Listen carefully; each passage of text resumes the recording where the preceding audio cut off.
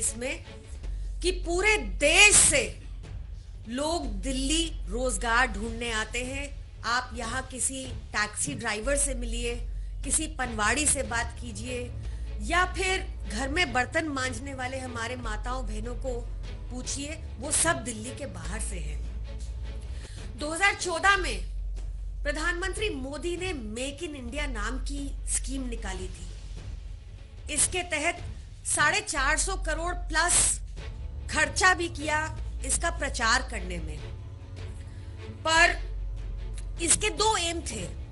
पहला एम ये था कि 2022 तक 25% कंट्रीब्यूशन होगा मैन्युफैक्चरिंग का जीडीपी को, और दूसरा एम था कि 10 करोड़ मैन्युफैक्चरिंग जॉब्स उत्पन्न होंगी। पर इसके ठीक विपरीत क्या हुआ? 2014 में जो मैन्युफैक्चरिंग 17% जीडीपी को कंट्रीब्यूट करती थी, वो 2019 में कोविड से पहले 13.32% रह गई।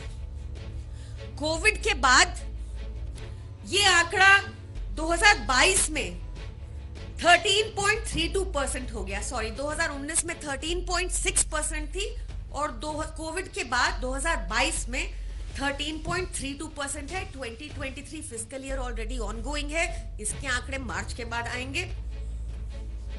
इसका मतलब क्या हुआ? आप देखिए, वर्ल्ड बैंक, ये जो ग्राफ है ये वर्ल्ड बैंक का डाटा है। एक और स्लाइड होगी विनोद भैया। ये दिखाता है कि हमारे देश में मैन्युफैक्चरिंग बहुत संकट में है, लगातार गिरती जा रही है।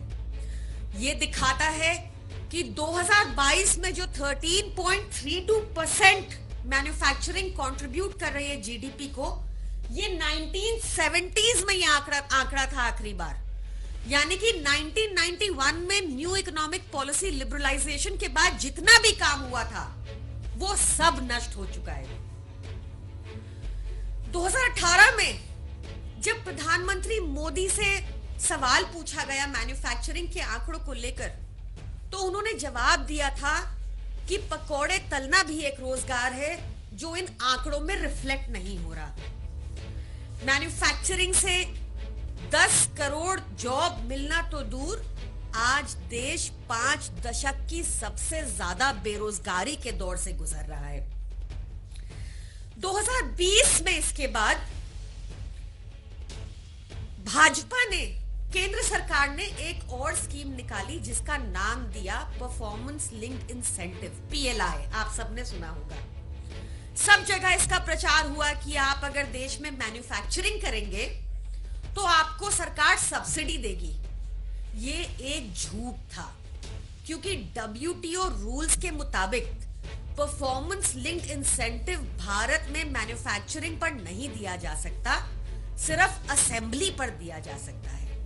और देश में ऐसे कितने ही उद्योगपति हैं जो चाइना से माल इंपोर्ट कर कर यहां असेंबल कर पाए? इनकी संख्या बहुत कम है। तो इनकी पीएलआई स्कीम भी बुरी तरह से फेल हो गई। फिर इसके बाद 2022 में एक निर्मला सीतारमण जी ने टीवी इंटरव्यू दिया था, वो भी देखना जरूरी है। I equally would want to know from the Indian industry what is it that they are hesitant about even further. Since 2019, when I've taken charge of the finance ministry, I've been hearing though the industry doesn't think it's conducive. All right, bring the rate down. All right, tax rate was brought down. And I keep defending industry, private sector, where even provocatively people have asked, what would you want to tell the private sector? We will do everything to get industry coming and investing here. Give PLI, we've given PLI. I want to hear from the Indian Inc. What's stopping you?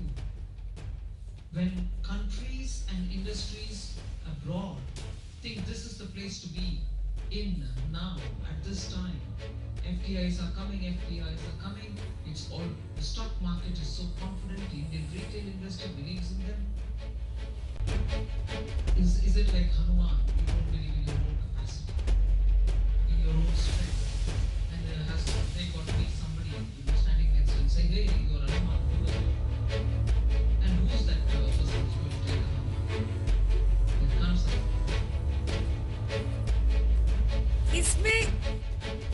Video में भी 2022 में देखिए, ये video देख के तो हर भाजपाई भी समझ जाएगा कि मैन्युफैक्चरिंग सच में आज भयावह स्थिति में है देश में, क्योंकि निर्मला सीतारमण जी बार बार देश के, भारत के व्यापारियों से पूछ रही हैं कि आप यहाँ इन्वेस्ट क्यों नहीं करते। पर इस वीडियो में भी 3 झूठ बोले गए। पहला झूठ, उन्होंने कहा कि उन्होंने पीएलआई दिया मैन्युफैक्चरर्स को। जैसा मैंने बताया, WTO के रूल्स सिर्फ असेंबलिंग, देश भारत में सिर्फ असेंबलिंग के ऊपर पीएलआई दे सकते हैं, ना कि मैन्युफैक्चरिंग के ऊपर। दूसरा झूठ, उन्होंने कहा देश में लगातार एफडीआई बढ़ रही है। देश में एफडीआई 2004 से लेकर 2014 के बीच 2.4% थी, जबकि आज यह आंकड़ा 1.72% है। जो फॉरेन डायरेक्ट इन्वेस्टमेंट है वो वैसे भी फॉरेन कंपनीज बैक्ड होती है और फॉरेन कंपनीज अपना प्रॉफिट देश से ले जाती हैं, तो भारत में कोई कैपिटल जनरेशन नहीं होता। तीसरा झूठ उन्होंने बोला कि कॉर्पोरेट टैक्स उन्होंने कम कर दिया। ये बात सच है, पर ये कॉर्पोरेट टैक्स सिर्फ 0.1% व्यापारियों के ऊपर देश में लागू होता है। तो उन्होंने बार बार ये पूछा कि इंडिया इंक उनको बताए